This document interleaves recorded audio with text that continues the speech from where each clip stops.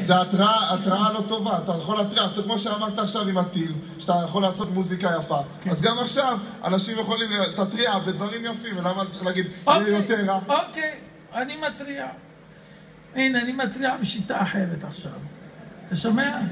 דעו לכם יקיריי חביביי, יהודיי היקרים. בקרוב אנחנו צפויים להפתעות מסדם. הפתעות חיוביות מאוד. הטילים שהוא עומד לשלוח עלולים לא לפגוע בכלל, אל תחששו. מן הסתם כמה ג'וקים ימותו. כולם יתכנסו במקלטים ויש שעת חברות. כולם ישבו במקלט, ישוחחו על הא ועל דא, מוזיקה תלווה את הכל מבחוץ. כמובן סופרים ינגנו בכל מקום, מעל כל גג. וסוף סוף יהיה חיבור, אשכנזים, ספרדים, כולם במקלט אחד.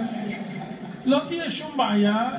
לא נשמע חדשות, טלוויזיה לא נראה, כי נהיה עסוקים בניגונים החיצוניים המתרוצצים באוזנינו.